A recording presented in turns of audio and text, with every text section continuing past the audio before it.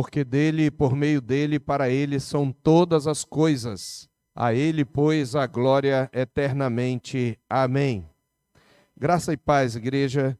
Eu quero convidá-los a abrir a palavra do Senhor em Êxodo, capítulo 18, dando continuidade à série de exposições neste livro que tem como título geral Um Reino de Sacerdotes. Um Reino de Sacerdotes. Esse é o título geral da série de exposições em Êxodo. Mas hoje nós falaremos sobre o tema Testemunhando aos de sua própria casa.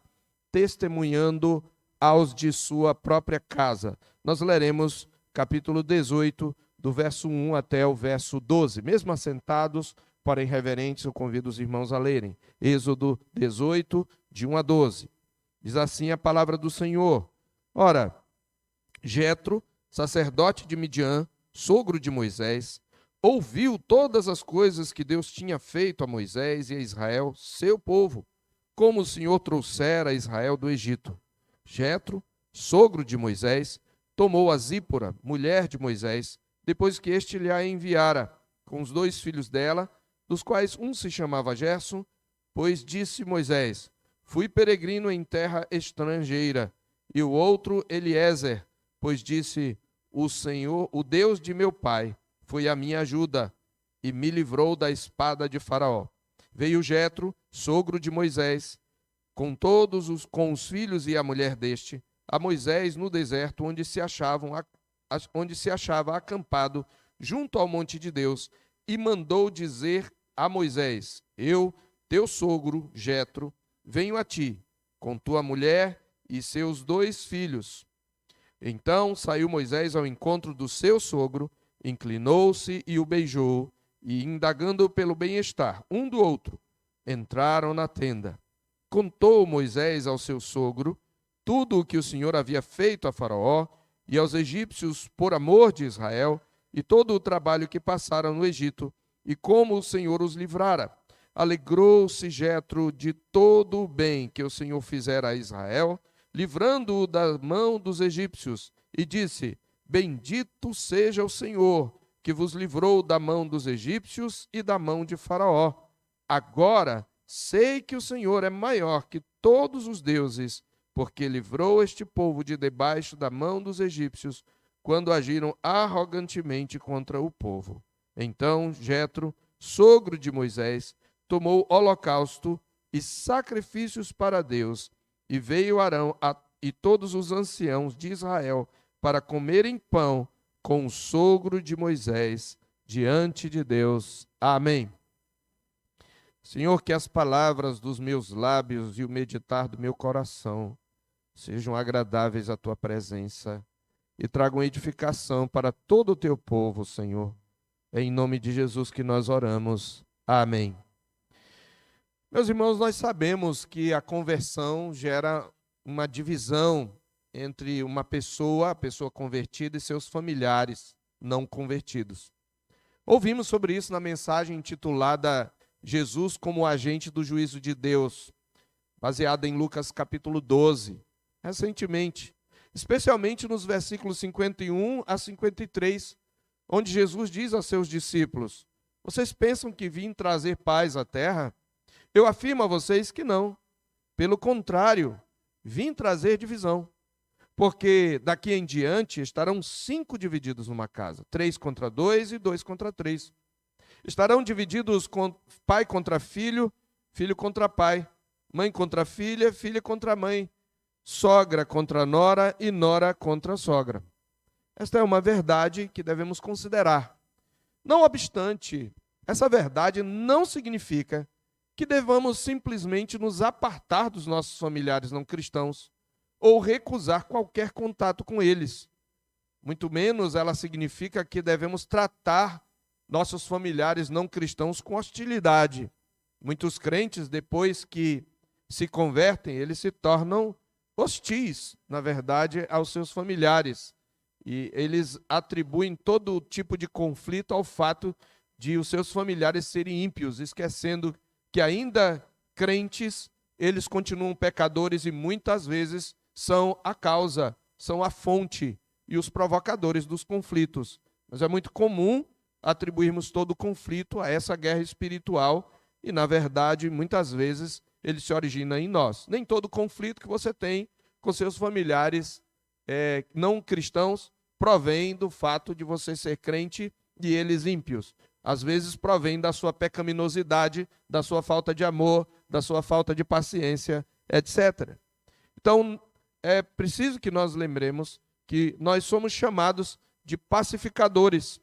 O que Jesus, na verdade, estava dizendo no texto que eu citei, conforme nós vimos na ocasião em que meditamos no texto, é que os seus discípulos deveriam estar preparados para serem perseguidos, até mesmo pelos da sua própria família, por amor dele. Não se segue daí, porém, que nós devamos nos abster de testemunhar o evangelho a esses familiares. Pelo contrário, quando alguém é salvo, torna-se um missionário entre seus entes queridos e tem a incumbência de testemunhar a eles acerca de Jesus.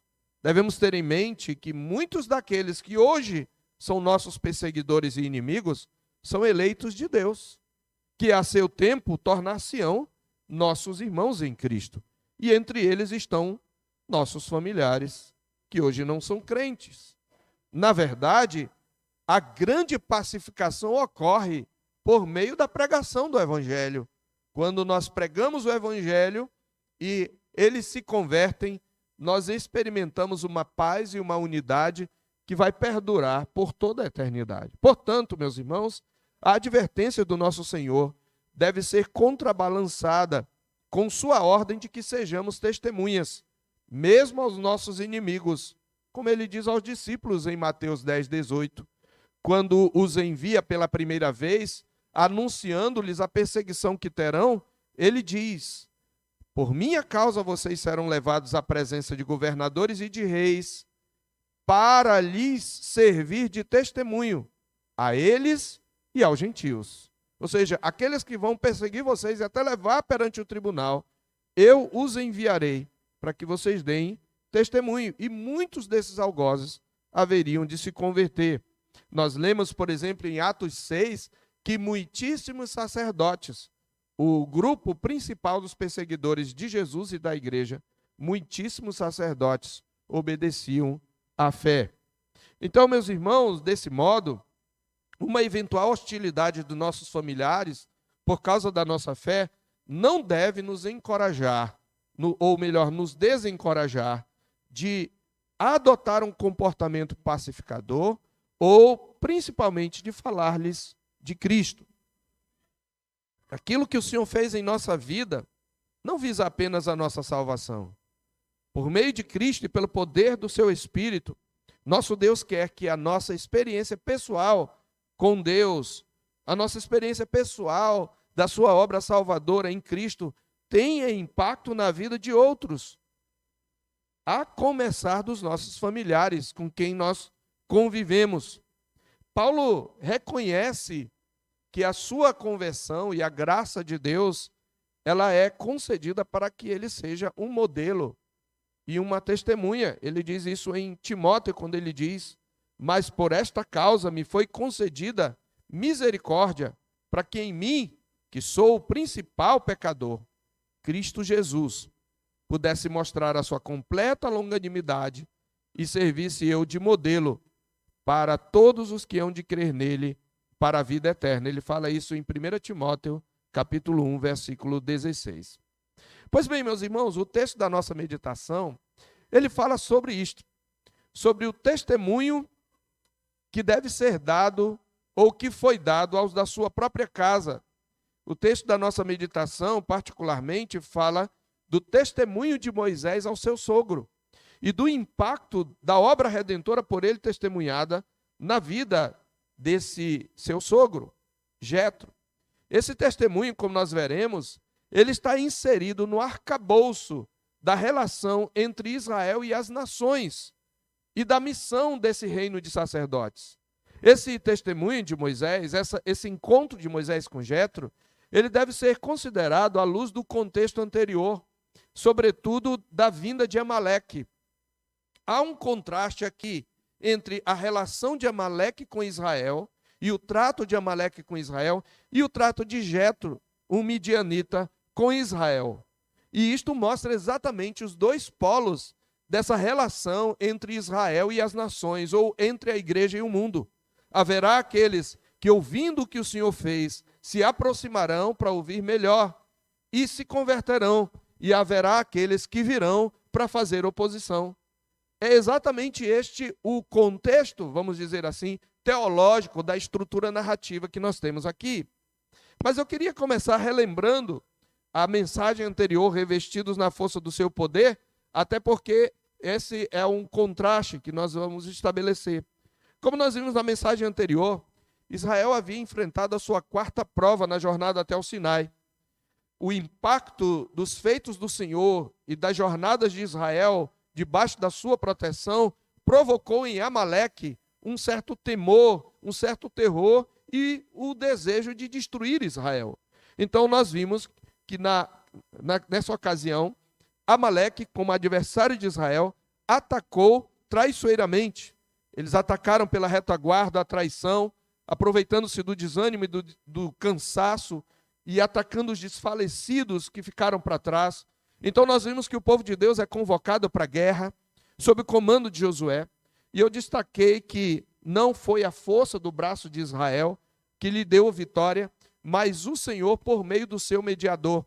E nós vimos ainda que Deus, após o Israel vencer sob o comando de Josué a oposição de Amaleque, Deus ordenou o memorial de vitória por meio de um compromisso pactual de extermínio dos inimigos. Israel não precisava temer a oposição dos inimigos.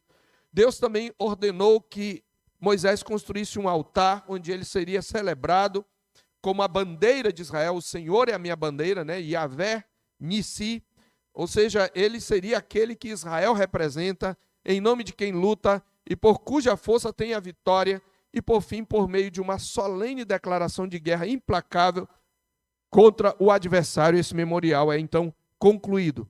Então, meus irmãos, nós aplicamos, trazendo alguns princípios.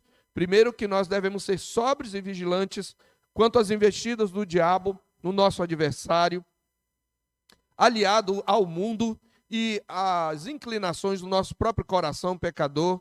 Nós vimos que nós devemos lutar aguerridamente, revestidos no Senhor e na força do seu poder. E nós aprendemos também que nós devemos servir de amparo para os guerreiros combalidos, para os desanimados. E por fim devemos aguardar pacientemente a vitória que já nos foi garantida por Cristo, que é nosso mediador e nosso general, do qual tanto Josué como Moisés eram tipos.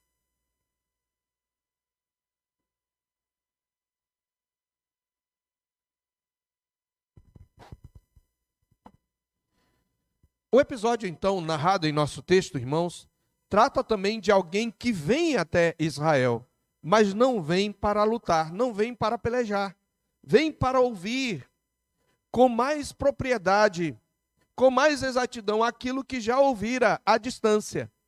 É interessante perceber que há uma série de paralelos entre a narrativa referente à guerra contra Amaleque e a narrativa referente ao sogro de Moisés, que colocam essas duas em paralelo, mas um paralelo de contraste. Você vai ver que nesse encontro que ocorre em todo o capítulo 18, nós vimos só a primeira parte, você vai ter a expressão de que Amaleque, no verso 6, ou no verso 8, diz que então veio Amaleque, só que ele veio para pelejar. E no capítulo 18, no verso 6, ou verso 5 diz, veio Jetro, sogro de Moisés. Poderia ser traduzido, conforme o texto hebraico, é a mesma frase, só muda o sujeito. Seria, então veio Jetro, sogro de Moisés. Só que ele não vem para pelejar. Há outros paralelos aqui, e um deles, o segundo deles há uma seleção, no caso de guerreiros, para lutar, há uma seleção de homens para uma determinada missão, e também no segundo episódio, há uma seleção de homens, que é a nomeação de auxiliares para uma determinada missão. Então você vai ver esses paralelos que colocam em contraste essas duas narrativas. Então você vai ver que esse reencontro que ocorre é entre Moisés e toda a sua família, mais especificamente o encontro entre Moisés e o seu sogro, embora as suas mulheres, a sua mulher e os seus filhos sejam mencionados. E nesse episódio nós temos dois momentos. O primeiro trata do reencontro e congraçamento entre Moisés e o seu sogro, no qual nós temos o testemunho de Moisés acerca da libertação de Israel e a resposta que esse testemunho de Moisés provoca em Jetro. No segundo episódio, ou melhor, a segunda parte desse episódio, mostra o sábio conselho de Jetro a Moisés acerca do pastoreio do povo de Deus. Hoje, mercê de Deus, nós veremos apenas o primeiro momento. E nós devemos olhar esse encontro, essa atitude de Jetro, sempre em contraste com a atitude dos amalequitas. Ambas as atitudes, elas vão representar as duas reações opostas que as nações teriam em relação a Israel. Então, nesse contexto que eu quero convidá-los a tratar desse tema, o testemunho ou testemunhando aos de sua própria casa. E nós vamos dividir essa exposição em quatro partes, em 4 pontos que estão ligados às cenas aí. Primeiro, nós veremos o encontro entre Moisés e o seu sogro, que vai do verso 1 ao 7. Segundo lugar, o testemunho de Moisés ao seu sogro, versículo 8.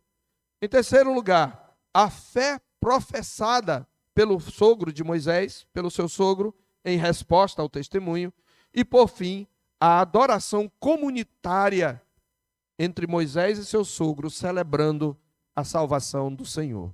Então, vamos tratar de cada um deles. Primeiramente, o encontro ou o reencontro entre Moisés e o seu sogro. Observe que diz o verso 1. Veja primeiro o que motiva esse reencontro. Ora, Jetro, sacerdote de Midian, sogro de Moisés, ouviu todas as coisas que Deus tinha feito a Moisés e a Israel, seu povo, como o Senhor trouxera Israel do Egito. Não sabemos como Jetro ouviu. Ao que parece, ele morava bem distante de Moisés, bem distante de onde Moisés estava. O povo já estava acampado bem próximo ao Sinai, como vai indicar lá à frente, no versículo 12, que eles ofereceram sacrifícios e comeram pão diante de Deus, e Moisés, no verso 5, diz que ele estava acampado junto ao monte de Deus, talvez não exatamente no sopé do monte, mas próximo já ao monte Sinai. Mas Jetro morava bem distante de onde o povo estava acampado, e a notícia dos feitos do Senhor chegou lá. A repercussão chegou aos ouvidos de Jetro. E esse ouvir foi o que motivou Jetro a tomar a esposa de Moisés. E só que ficamos sabendo que a esposa de Moisés havia voltado juntamente com os 2 filhos dele. Não sabemos porquê, mas diz que ele viu, então ele tomou, a palavra sogro é enfatizada aqui, É uma boa relação que Moisés tem com seu sogro, como a entre o pai e um filho. A gente vê essa boa relação desde o início. 8 vezes a expressão sogro está ocorrendo só nessa primeira parte aqui que nós lemos. Então ele ouve acerca dos feitos do Senhor e diz que ele toma a mulher de Moisés, Zípora, depois que este lhe a enviar. Então no verso 2 mostra que em algum ponto entre a chegada de Moisés lá até Faraó, as pragas e todo o enfrentamento de Faraó, e aquele momento, em algum ponto entre esses 2 momentos, Moisés havia enviado a mulher e os filhos de volta a Jetro, seu sogro, porque está dizendo que Moisés havia enviado. Existem 2 explicações sobre as razões desse envio. Nós não vamos discuti-las, apenas apresentá-las para quem quiser aí estudar mais profundamente, mas o texto não nos diz exatamente. Alguns dizem que Moisés possivelmente enviou por causa da situação de perigo, de toda aquela situação de conflito com Faraó. Sabemos que ele partiu com a esposa e seus filhos, e é possível que fosse um cuidado de Moisés enviar a sua esposa, talvez num ponto de maior tensão desse conflito entre Israel e Faraó. Mas há quem defenda que, na verdade, Moisés divorciou-se da sua mulher, que Moisés repudiou sua mulher por alguma razão. Sabemos que houve um conflito entre ele e a mulher por causa de Gerson, a quem porque o Senhor queria matar Moisés, porque ele não tinha circuncidado a Jetro, e ela chama-o de esposo sanguinário. E essa palavra enviar, aqui no verso 2, ela pode ser traduzida por despedir e separar-se, mandar embora, no sentido de repudiar e se divorciar. Há uma possibilidade com esse verbo. Então, pode ter havido um conflito familiar, e se é assim, significa que Jetro está também operando na reconciliação entre Moisés e sua família, entre Moisés e sua esposa. Isso não precisa ser descartado. Já vimos que Moisés não é perfeito, é um pecador. Inclusive, ele não vai entrar na terra, porque em um determinado momento não honra o Senhor. Embora fosse um homem de Deus, ele era um homem como nós, pecadores. E aí é possível que Jetro tenha agora enviado e queira levar a esposa de Moisés para que houvesse uma reconciliação. Fica aí para você pensar, para você pesquisar, não é? Mas o texto não nos diz exatamente. O ponto é que ele leva, e ele deixa claro, diz que ele levou os 2 filhos, ele lembra que o nome dos 2 filhos é uma celebração do cuidado de Deus para com Moisés. Primeiro, da aflição de Moisés. O primeiro filho tem um nome que lembra a aflição de Moisés, porque ele colocou dizendo: fui peregrino em terra estrangeira. E a palavra Gerson vem da palavra, está ligada à palavra ger, que significa no hebraico estrangeiro, ger significa peregrino, né? Eu fui peregrino em terra estrangeira. E o outro, Eliezer, que é uma palavra que fala mais do cuidado do Senhor. Eli significa meu Deus, né? O meu Deus. E Edzer é a mesma expressão da palavra Ebenezer, né? Então, o meu Deus é a ajuda, o meu Deus é a minha ajuda, o meu Deus é o meu auxílio. Ele diz: o Deus de meu pai foi a minha ajuda e me livrou da espada de Faraó. Então vem Jetro, sogro de Moisés, com os filhos e a mulher dele, no deserto. Ele parece que agora, nesse momento, depois da guerra com Amaleque, não pode se aproximar de Israel assim, tem que chegar a uma certa distância e mandar um recado. Então ele manda dizer a Moisés: eu, teu sogro Jetro, venho a ti com tua mulher e seus 2 filhos. E sai Moisés ao encontro do seu sogro. Não se menciona aqui a saudação à mulher de Moisés, porque o objetivo do relato é mostrar a relação entre Moisés e o seu sogro. O autor tem um propósito, ele não vai trazer os detalhes, mas diz a palavra de Deus que Moisés então reverencia o seu sogro, inclina-se e o beija, pergunta pelo bem-estar um do outro. Há um reencontro festivo aqui, e eles entram na tenda. É muito parecido com aquele encontro que Abraão tem com aqueles 3 homens, né? Que ele sai ao encontro deles e vem depois para a tenda e os hospeda ali. Então, Moisés tem esse encontro festivo. Observe, então, que a partir do verso 8, você tem o segundo ponto da nossa mensagem, que é o testemunho de Moisés ao seu sogro. Depois deles se saudarem, matarem a saudade, agora Moisés começa a contar. Então você tem, em segundo lugar, o testemunho de Moisés ao seu sogro. Olha o que diz a palavra de Deus. Contou Moisés ao seu sogro tudo o que o Senhor havia feito a Faraó e aos egípcios por amor de Israel, e todo o trabalho que passaram no Egito, e como o Senhor os livrara. Tudo o que o Senhor fez. Eu quero que você observe comigo que o foco do testemunho de Moisés ao seu sogro não são seus próprios feitos. Você lembra que já próximo da 10ª praga, diz a palavra de Deus que Moisés era famoso em toda a terra do Egito. Tanto na corte de Faraó, como em toda a terra do Egito, Moisés já era famoso. E fica muito claro o poder que Moisés tinha da parte do Senhor. Aliás, o autor vai dizer, provavelmente Josué, num relato pós-mortem, né, de Moisés, lá no final de Deuteronômio, vai dizer que nunca mais se levantou um profeta como Moisés, que falasse face a face com Deus e a respeito e com relação aos sinais e prodígios feitos por Moisés. Nenhum profeta na velha aliança repetiu com a mesma intensidade os sinais feitos por Moisés.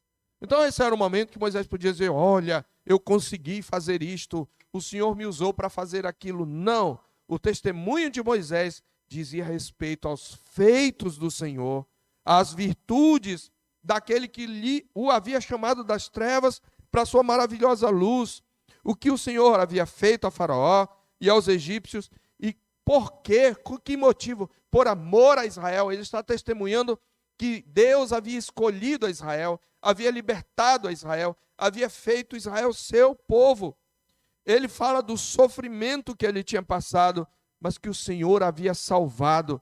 Moisés está pregando, podemos dizer, contextualizando, pregando o evangelho ao seu sogro. Ele está pregando a salvação do Senhor ao seu sogro. Então, o foco dele não são seus próprios feitos, ou os milagres que realizou, mas os feitos do Senhor. Em terceiro lugar, nós temos a reação do sogro de Moisés, a fé professada pelo sogro de Moisés, dos versos 9 a 11. Então, o encontro entre Moisés e o seu sogro, o testemunho de Moisés ao seu sogro, a fé agora professada pelo seu sogro. Note comigo, dos versos 9 a 11,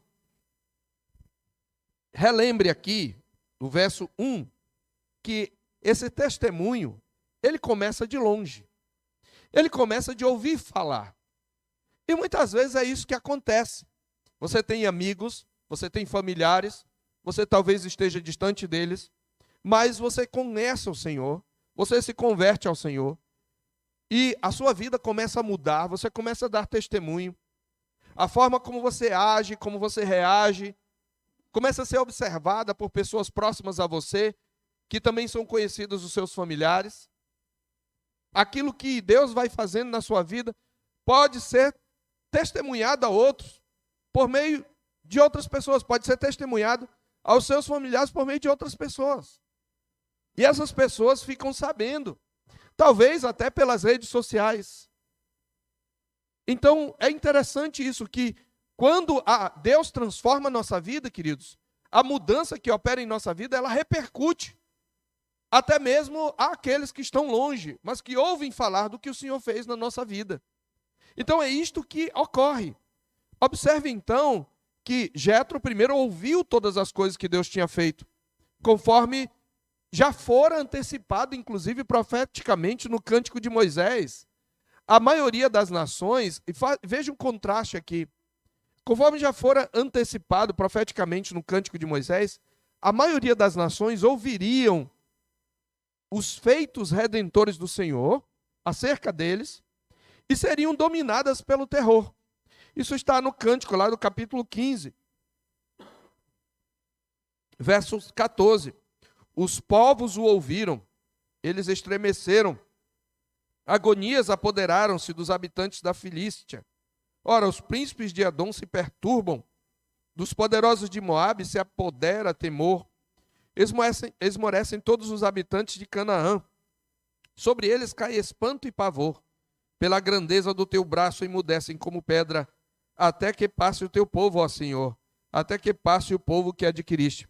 Você vai ver nas narrativas até a chegada e a entrada de Canaã, por todos os livros do Pentateuco, essa ideia, essa menção de que as nações ouviram. Então, a maioria das nações que vão ouvir ainda os feitos redentores do Senhor, elas serão dominadas pelo terror. Porém, ao contrário da maioria dos estrangeiros, Jetro, o midianita, ouve sobre os feitos do Senhor. E isto o move a ir ao encontro de Moisés, e não contra ele, ou não fugir dele, para constatar por si mesmo aquilo que ouvira. É preciso que se diga, meus irmãos, que o sogro de Moisés não era israelita, embora fosse parente de Israel, porque ele é filho de Midian. Você sabe quem é Midian? Midian é um dos filhos de Abraão com Quetura, sua segunda mulher, com quem Abraão casou após a morte de Sara. E ele é mencionado lá no capítulo 25, de 1 a 6. Nós não vamos ler, é só para você anotar. Gênesis 25, aliás, de 1 a 6, você vê os filhos de Abraão com Quetura, e entre elas está o príncipe Midian. No entanto, muito possivelmente, Jetro, ele já professava uma fé monoteísta, embora talvez vaga. Você lembra de Apolo? Apolo, no Novo Testamento, diz que ele testemunhava com precisão acerca de Jesus, que ele era eloquente, poderoso nas Escrituras, mas ele conhecia só o batismo de João. Ele precisava ter a sua fé formada, moldada. Ele precisava reparar as deficiências da sua fé. E Priscila que o tomam e com mais exatidão explicam o caminho de Deus. Eu penso, baseado naquilo que estudei, que esse é o caso de Jetro. Ele tem, ao que parece, uma fé monoteísta, mas só agora ele vai conhecer o Deus de Abraão como um Deus pactual, que escolheu para si um povo e que o libertou da escravidão para servi-lo e para adorá-lo.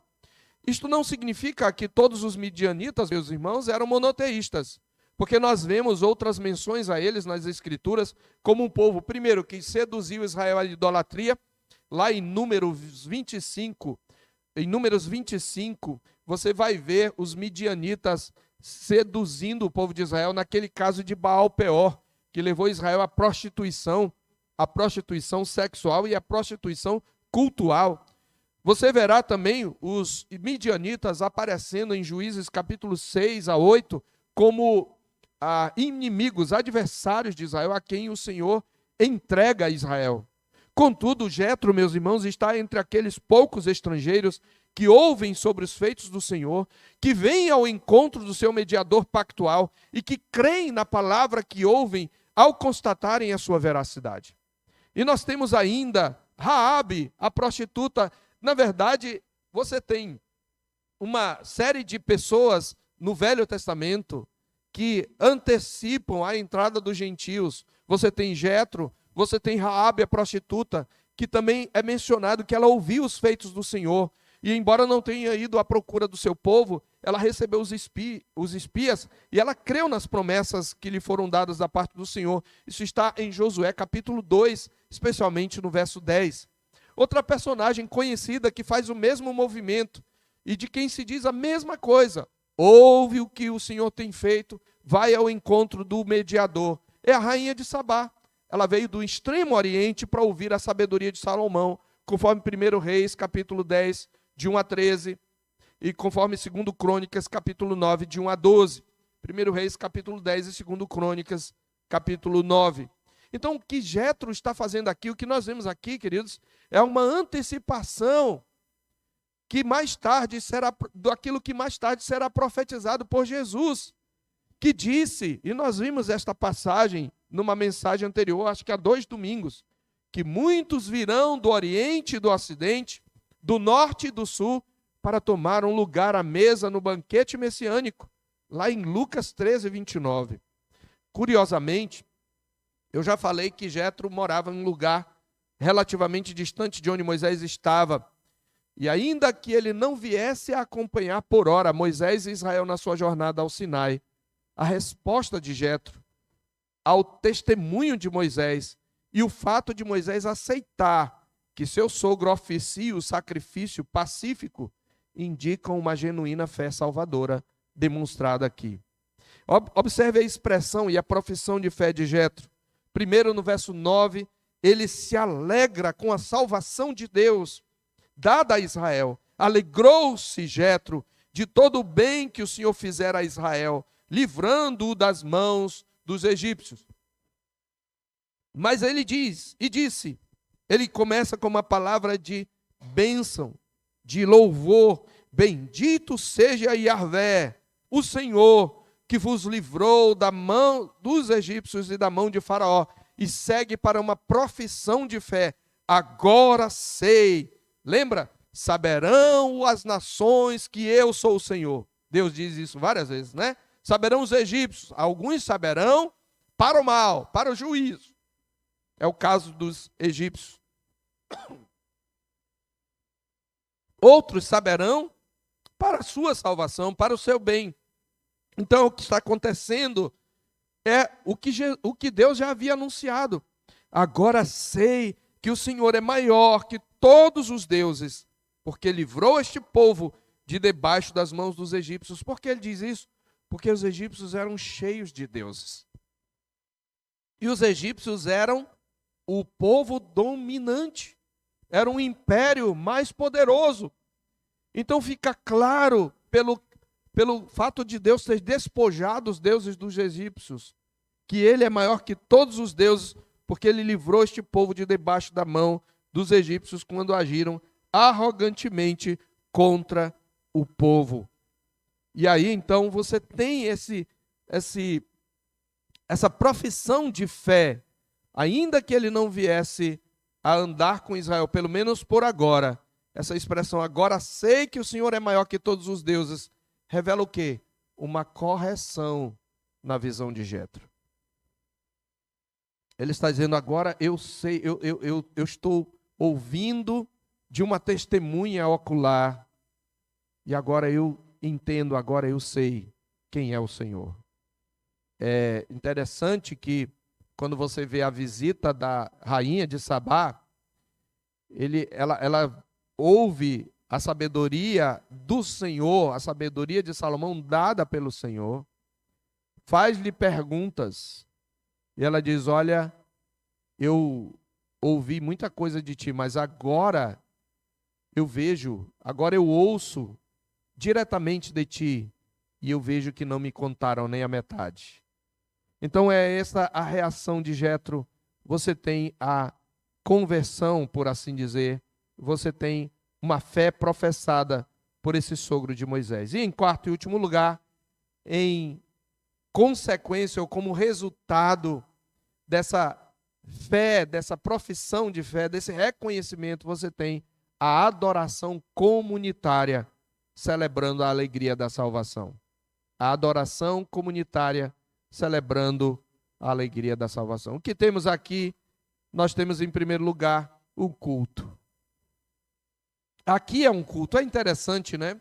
Que você tem o cântico de Moisés e do povo de Israel. Lá no capítulo 15, eu falei que ali não era um culto solene. Embora ali o que eles fizeram pode ser aplicado ao momento quando nós cultuamos ao Senhor. Mas aqui é um culto. Porque o culto na velha aliança se dava através do oferecimento de sacrifícios. Observe que diz a palavra de Deus, então Jetro, sogro de Moisés, tomou o holocausto, era um sacrifício onde se queimava completamente o animal, como um símbolo de consagração total a Deus, e sacrifícios para Deus, possivelmente aqui sacrifícios pacíficos, que eram sacrifícios que o povo de Israel ofereceria após as instruções da lei do Senhor. O povo de Israel ofereceria esses sacrifícios como uma forma de ação de graças ao Senhor pelos seus feitos. Então Jetro, sogro de Moisés, tomou o holocausto e sacrifícios para Deus, e Arão e todos os presbíteros, todo o conselho de Israel, eles vêm para comerem pão com o sogro de Moisés diante de Deus. É interessante que a Escritura não diz que a gente come pão com Deus. Há várias expressões para o comer pão e Deus está presente, mas é diante de Deus. Então é uma espécie de refeição sacramental, que seria um paralelo hoje da nossa ceia, da ceia do Senhor. Não é simplesmente um comer, eles estão comendo parte do sacrifício, que é o que acontecia segundo o Código de Santidade em Levítico. Os sacrifícios pacíficos, eles eram comidos pelo ofertante. Havia ofertas que não eram comidas pelo ofertante, só pelo sacerdote, mas os sacrifícios pacíficos, eles eram comidos. O melhor era dado ao Senhor, a gordura. Depois disso, as melhores partes para o sacerdote, mas o povo também comia e podia convidar alguém para comer diante do Senhor. É uma refeição sacramental. Então, holocausto e sacrifício indicam ação de graças e consagração. Ao que tudo indica, meus irmãos, tal como Melquisedeque, embora não tivesse a mesma autoridade, nem de longe o status deste, Jetro é um sacerdote monoteísta independente, que parece ter conservado algo da memória do seu patriarca comum com Israel, Abraão. E o fato de Moisés e Arão e os anciãos aceitarem o sacrifício oferecido por Jetro e compartilharem o banquete cultual com ele, diante de Deus, indica que eles estão reconhecendo Jetro como um legítimo sacerdote de Deus. Lembremos-nos que o ofício sacerdotal levítico ainda não havia sido estabelecido, certo? Então, você tem aí esse sacrifício, esse culto que culmina com uma refeição de comunhão, com uma espécie de ceia, de santa ceia, nos moldes da velha aliança. Então você tem um culto em primeiro lugar, e em segundo e último lugar, dentro desse quarto ponto, nós temos uma refeição comunitária, sacramental, celebrando a comunhão pactual. Diz que Arão, os anciãos vieram para comer pão com o sogro de Moisés diante de Deus. Como diz um comentarista, o ápice, portanto, desse drama impressionante é uma refeição na presença de Deus, para a qual as nações, veja o aspecto missiológico dessa passagem. Aqui você tem uma refeição na presença de Deus, para a qual as nações são convidadas, representadas aqui por esse midianita. Um gentio está sendo convidado para a mesa do Senhor. E como é que ele é convidado? Primeiro se prega aos gentios os feitos do Senhor. Ele reconhece esses feitos e ele adora o Senhor. E então a comunhão vem. A única paz verdadeira, queridos, vem por meio do Evangelho. Você tem aqui uma antecipação da igreja do Senhor. Você tem aqui a igreja reunida. E eu quero então concluir a mensagem. Primeiro dizendo, e na verdade reiterando o que já falei, que nós temos nesses dois capítulos, nesses dois episódios, no capítulo 17 e 18, uma mostra de como Israel se relacionará com as outras nações. Mais especificamente falando, temos aqui um emblema, meus irmãos, da missão de Israel como um reino de sacerdotes. Por um lado, para aqueles que rejeitam o Senhor e o seu povo, Israel será um agente de juízo. Israel foi um agente do juízo contra Amaleque. De outro lado, Israel será um instrumento da salvação do Senhor sobre as nações que crerem no Deus de Israel. Você tem uma antecipação da missão de Israel aqui. Nós devemos pregar o Evangelho, convocar os homens ao arrependimento. Mas essa pregação, essa missão, ela vai trazer juízo para os rebeldes. E ela vai trazer salvação para aqueles que crerem. E para aqueles que crerem haverá reconciliação, comunhão. Eles virão para a mesa do Senhor. E entre eles estarão os nossos familiares que se converterem. Jetro está, então, nesse segundo grupo, como nós podemos ver aqui nos desdobramentos da história de Israel. Nós vamos ver que os descendentes de Jetro, ao contrário da maioria dos midianitas, vão estabelecer uma relação pacífica com Israel e caminhar com Israel.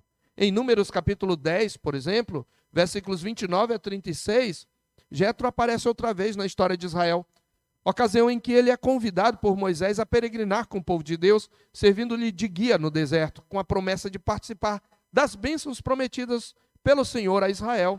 Ali ele é chamado de Obabe, filho de Reuel, sogro de Moisés, o que possivelmente significa que Reuel era um nome de família. Era comum uma pessoa ter mais de um nome. Mais tarde, quando da conquista da terra, meus irmãos, os queneus, que são descendentes de Jetro, lá em Juízes 4:11, eles recebem praticamente herança entre os filhos de Israel. Eles habitam no meio dos filhos de Judá, conforme Juízes 1:16. E nós lemos o cântico, leremos hoje, se Deus quiser, parte do cântico de Débora. Jael, que matou Sísera, general de Jabim, rei de Canaã, que oprimiu os filhos de Israel. Jael era da tribo dos queneus, ela era mulher de Eber, queneu, conforme Juízes 4:11. E os queneus sempre mostraram bondade para com Israel em suas peregrinações. É o que reconhecerá Saul, falando a esse povo em 1 Samuel 15:6, quando ele vai destruir os amalequitas, ele diz, olha, os queneus estavam no meio dos amalequitas, ele diz, saiam do meio deles, para que vocês não sejam destruídos, porque eu reconheço que vocês foram benevolentes, eu reconheço o benefício que vocês fizeram a Israel. E, por último ainda, em Jeremias, um grupo que pertencia a essa tribo, os recabitas, eles são apresentados pelo profeta como um exemplo para Judá, por sua fidelidade para com a tradição ensinada por seu pai. Eles não bebiam vinho nem bebida forte. Recabe pertencia a esta tribo e o Senhor lhes promete a bênção do pacto. Lá em Jeremias capítulo 35, O Senhor diz que nunca faltará Recabe homem que esteja na minha presença. Recabe é um descendente, Queneu é um descendente de Jetro. E ele diz, vocês demonstraram, Saul diz para os queneus, vocês demonstraram bondade para com todos os filhos de Israel que subiram do Egito. Então, meus irmãos, Deus não é injusto para esquecer as benevolências mostradas para com seu povo, mas eles serão lembrados, na verdade, no outro dia, o mais distante e grande dia, quando eles forem recompensados na ressurreição dos justos. Todos esses fatos, eles demonstram que Jetro professou a fé no Deus de Israel. Então eu quero fazer uma breve aplicação aqui aos irmãos, e a última delas será uma pergunta.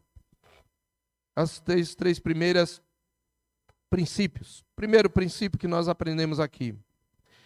Lembrando apenas, somos um reino de sacerdotes para proclamar as virtudes daquele que nos chamou das trevas para a sua maravilhosa luz. Nós não fomos salvos apenas para desfrutar da salvação. Nós temos que lembrar que nós somos um reino de sacerdotes e que o nosso papel neste mundo é proclamar as virtudes daquele que nos chamou das trevas para a sua maravilhosa luz. Nós lemos isto em 1 de Pedro 2,9. Então, o fato... Por que eu estou falando uma verdade tão óbvia, não é? Aqui vem a razão. O fato de vivermos num contexto hostil à nossa fé não muda a nossa missão. Presta atenção, povo de Deus. Eu trouxe esse princípio que somos um reino de sacerdote para proclamar, para dizer, o fato de que vivemos num contexto hostil à nossa fé não muda a nossa missão. E o objeto do nosso testemunho deve incluir aqueles que nos são hostis. Porque isso é muito importante no período que nós estamos vivendo. Nós estamos vivendo uma hostilidade crescente à nossa fé em todo o Ocidente. E nós estamos reagindo como um povo mais para se defender do que para pregar o Evangelho. Não é verdade? Nós somos mais um povo identitário, um grupo identitário, a reclamar os nossos direitos e a entrar na guerra cultural. Mas presta atenção, povo de Deus, a guerra cultural não é principalmente para você se proteger e para você ficar confortável numa cultura favorável a você. Porque nesse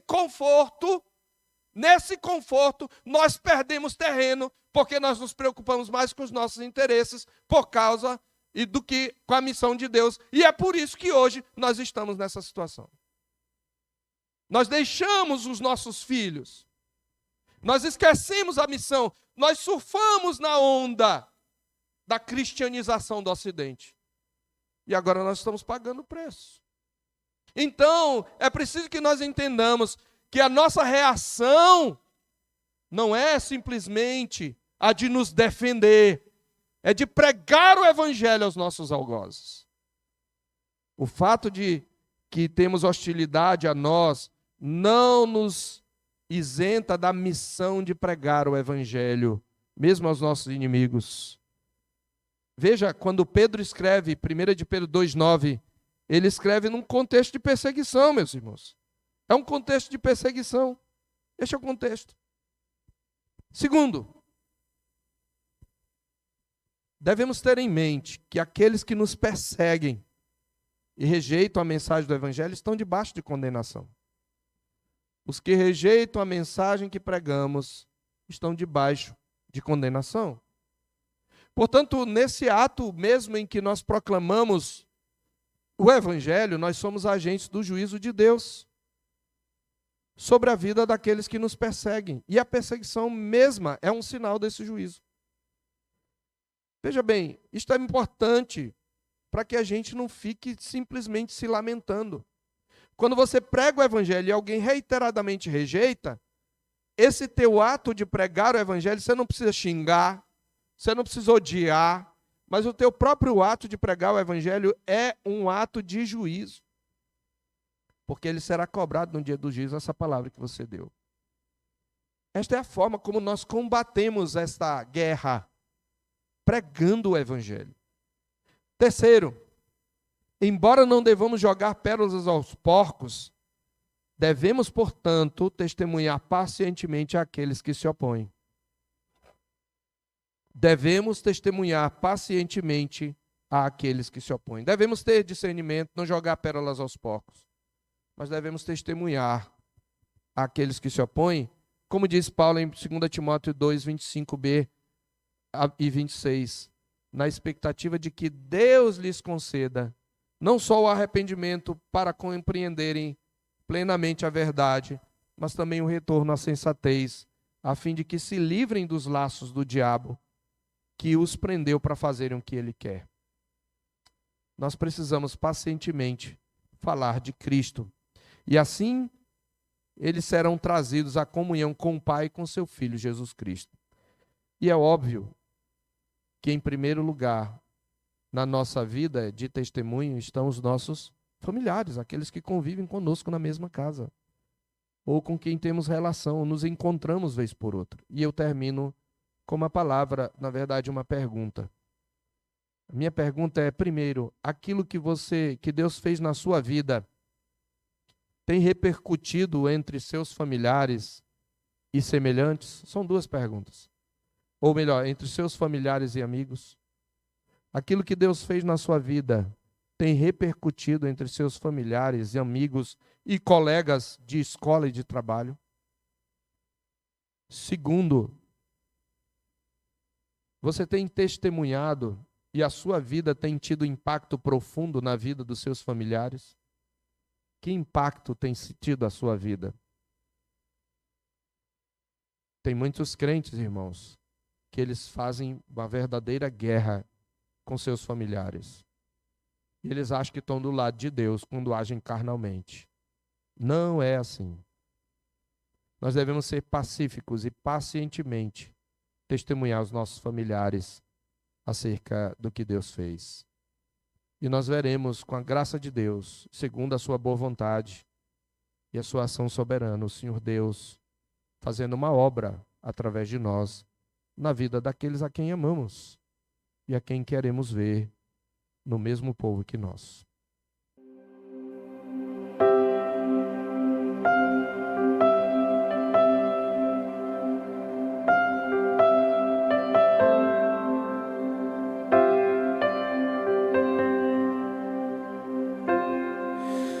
Tu és bem-vindo aqui.